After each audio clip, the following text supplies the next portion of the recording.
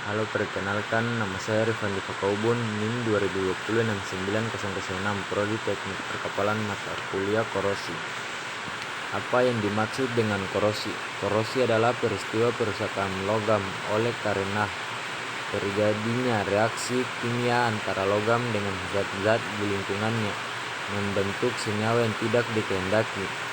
Contoh peristiwa korosi antara lain karat pada besi, pudarnya warna mengkilat pada perak, dan munculnya warna hijau pada tembaga.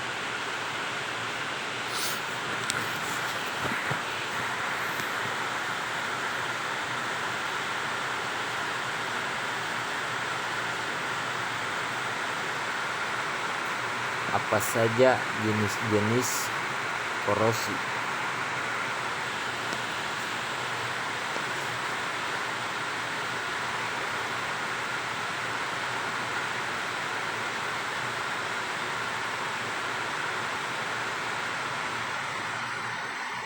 Yang pertama, uniform attack atau korosi seragam.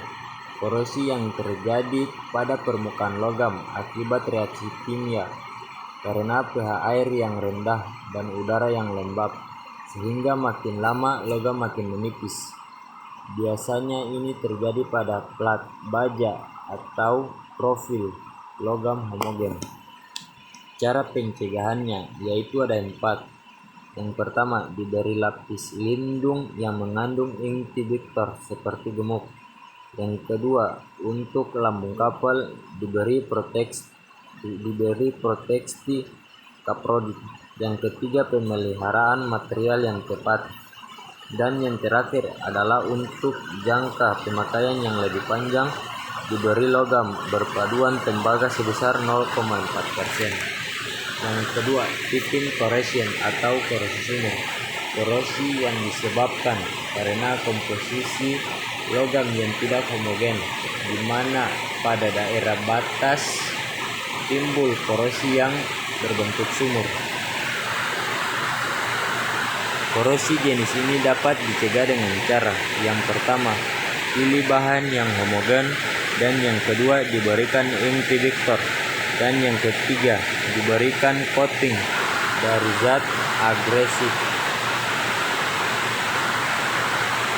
Yang ketiga, erosion corrosion atau korosi erosi.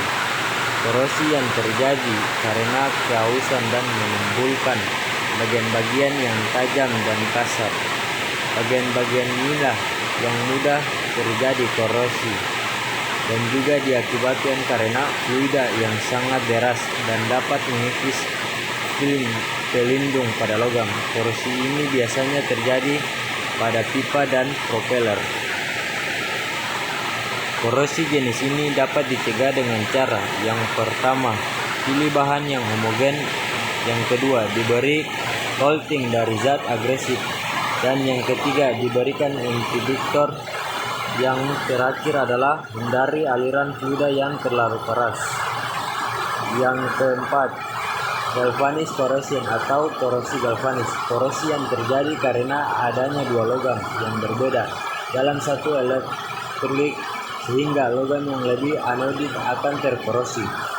Korosi ini dapat dicegah dengan cara yang pertama, diberi insulator yang cukup tebal sehingga tidak ada aliran yang elektrolit. Yang kedua, pasang proteksi katrodik, dan yang ketiga adalah penambahan anti korosi inhibitor pada cairan. Yang kelima, stress corrosion, korosi tegangan, terjadi karena butiran logam yang berubah bentuk yang diakibatkan karena logam mengalami perlakuan khusus seperti diregang, diketuk, dan lain-lain, sehingga butiran menjadi tegang, dan butiran ini sangat mudah bereaksi dengan lingkungan. Korosi jenis ini dapat dicegah dengan cara yang pertama, diberi inhibitor, dan yang kedua, apabila ada logam yang mengalami stres, maka logam harus direlaksasi. Dan yang keenam, surface corrosion atau korosi celah. Korosi yang terjadi pada logam yang berdempetan dengan logam lain Di antaranya adalah celah yang dapat menahan kotoran dan air sehingga konsentrasi O2 pada mulut dibandingkan pada bagian dalam, sehingga bagian dalam lebih anodik dan bagian mulut jadi katodik. Korosi ini dapat dicegah dengan cara yang pertama menggunakan isolator, yang kedua dikeringkan bagian yang basah, dan yang ketiga dibersihkan kotoran yang ada. Yang ketujuh, korosi mikrobiologi. Korosi yang terjadi karena mikroorganisme yang mempengaruhi korosi antara lain bakteri, jamur, alga, dan protozoa. Korosi ini bertanggung jawab terhadap degradasi material di lingkungan. Pengaruh inisiasi atau laju korosi di suatu area mikroorganisme umumnya berhubungan dengan permukaan korosi, kemudian menempel pada permukaan logam dalam bentuk lapisan tipis. Lapisan film tipis atau biofilm pembentukan lapisan tipis saat 2-4 jam pencelupan sehingga membentuk lapisan ini terlihat hanya bintik-bintik dibandingkan menyeluruh di permukaan. Korosi jenis ini dapat dicegah dengan cara yang pertama memilih logam yang tepat untuk suatu lingkungan dengan kondisi-kondisinya. Yang kedua, memberikan lapisan pelindung agar lapisan logam terlindung dari lingkungannya. Yang ketiga, memperbaiki lingkungan supaya tidak korosif. Yang keempat, perlindungan secara elektrokimia dengan anoda karbon atau arus tandingan. Dan yang terakhir adalah memperbaiki konstruksi agar tidak menyiapkan air lumut dan zat korosi lainnya. Yang ketujuh, korosi lelah.